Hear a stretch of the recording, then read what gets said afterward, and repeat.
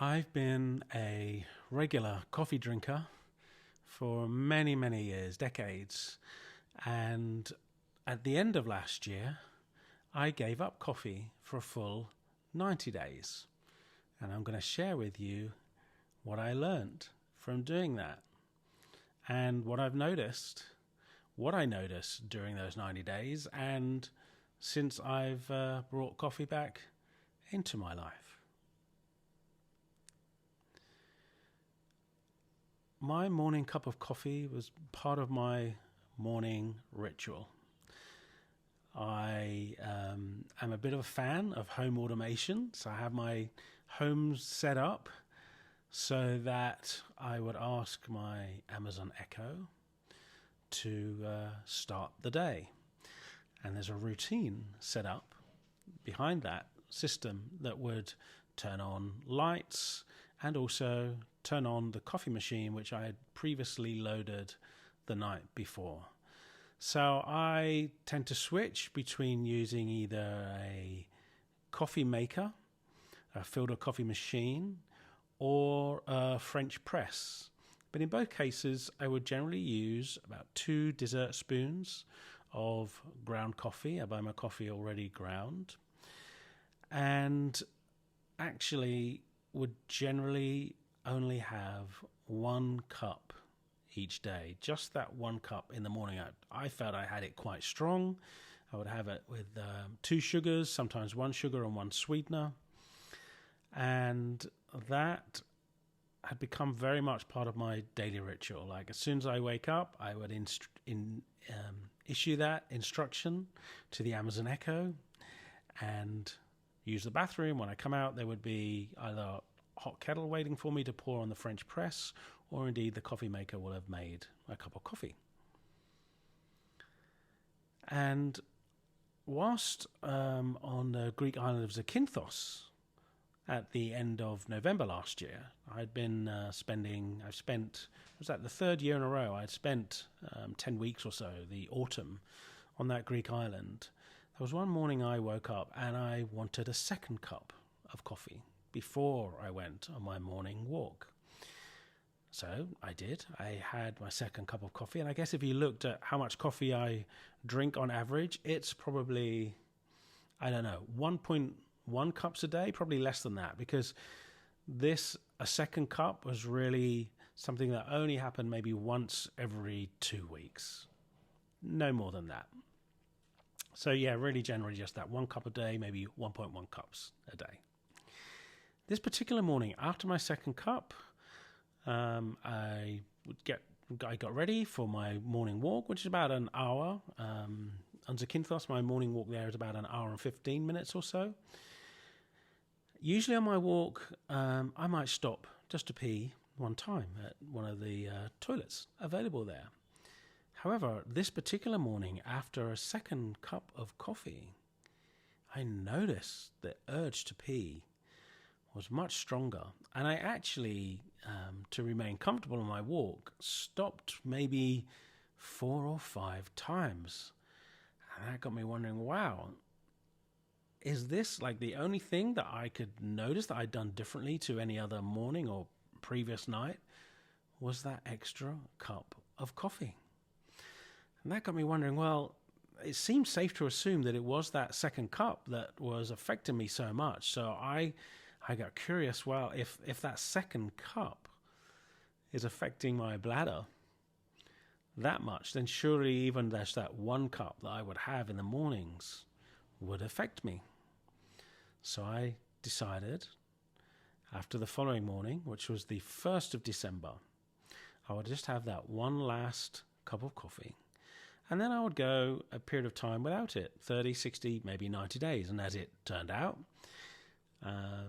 after talking with my partner, she suggested, 90 days, that would be cool. And it actually completely lined up with travel plans that I have, because after that I returned to England just for a few days, went to Vietnam for a month before coming to Bali.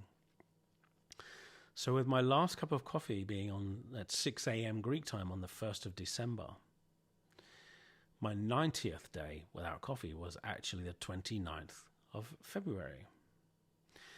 So I had my first cup of coffee for over 90 days on the 1st of March. And yeah, didn't touch a drop, didn't even smell any coffee in that period of time.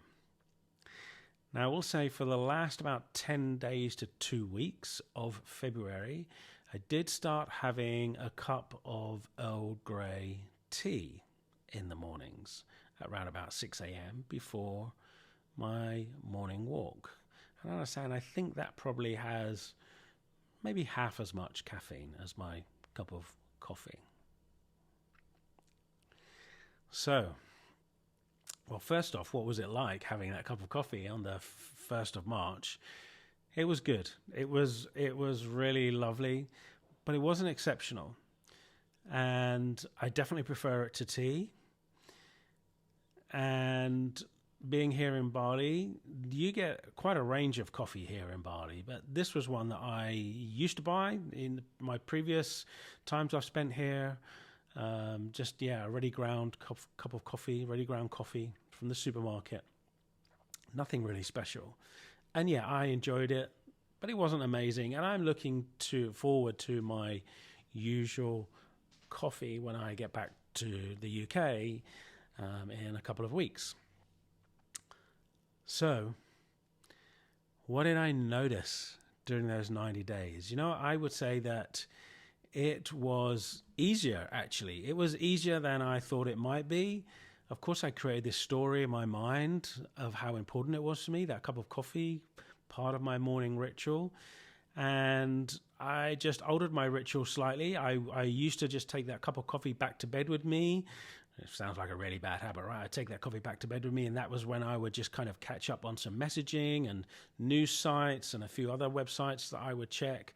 And then once I'd done with the coffee, I'd actually get back out of bed and start my day proper. What I'd been doing the last couple of months is getting out of bed. And yes, opening the laptop early hours of the morning, but drinking cold water. There was a time when my partner and I were doing a liver cleanse, so I was drinking lemon water as part of that liver cleanse. And then, like I say, the final couple of weeks I was drinking Earl Grey tea, just black with one sweetener. Yeah, I actually found it, and I think I found it easier than I imagined, and maybe the traveling made that easier. If I'd have just stayed in the same place and just really noticed, okay, here I am, same place, and felt like stopping coffee, which, yeah, I did notice those last few days in Greece. I think that was on the 1st. I had the last cup. I think I left Zakynthos early on the 4th, so I really only had 2 or 3 days there without that morning cup. And I do remember, gosh, why am I doing this? But because I only have just that one cup a day, yeah, it really wasn't too bad. I've not been one of these people that craves coffee during the day. Again, I might have a cup of tea during the day, but actually that's even more rare than that second cup of coffee. I might have a cup of tea maybe once a month, almost not worth bothering about. So emotionally, I have to say it was cool. I was good with it. But you're probably watching this to see, well, what did I notice in my body? Yeah, 90 days without coffee. What did I notice? Absolutely nothing. I didn't notice any difference whatsoever. So I went back to... I noticed actually it's only on Zakynthos where I might stop for a pee during my morning walk. Maybe it's something to do with the fresh air there. I don't know. Don't really have to do that here in Bali. Maybe just occasionally, just to be comfortable. And on my walk in England, not really. Wouldn't have to do that. And yeah, walks always around about an hour. Like I say, a little bit longer on Zakynthos. But in my body, did I notice the urge to pee lessen, or did I notice any impact on the energy I had during the day? Did I notice any impact on my concentration? I have to say, I did not notice any difference whatsoever.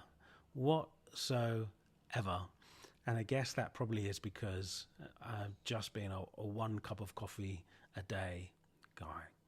Sure, it's different for people who have 4 or 5 cups because, yeah, I still believe that maybe that like the second cup of coffee. I've not had a second cup actually since I restarted a few days ago, and I don't feel that I want to give that a go. That was when, yeah, that was uncomfortable. Pretty sure that was it. Maybe that just took my body over a threshold, perhaps. And yeah, even restarting the coffee, have I noticed on my morning walks here, an additional urge to need to pee? Absolutely not. Like, in a way, it's good news and bad news, right? I feel, well, not disappointed. Disappointed is too strong. I didn't notice any difference, which does that devalue the experiment? Not at all, because it's useful to know that I think over a period of 90 days, if that one cup of coffee a day was affecting me in some way, I would have noticed, and certainly would have noticed in restarting, because I'm recording this on the 5th of March. So today is my 5th day with a coffee, and I've not noticed any difference whatsoever in how I sleep. I know there are other things that definitely affect my sleep. That's a whole other conversation. But that one cup of coffee early in the morning, because we are talking usually before 6 a.m., like I'll wake generally 5 a.m., 5:30 at the latest, sometimes 4:30. And yeah, the first thing I do is make that cup of coffee. So I don't feel it affects my sleep. I'm sure the half-life of caffeine is well and truly diminished before I then go back to sleep.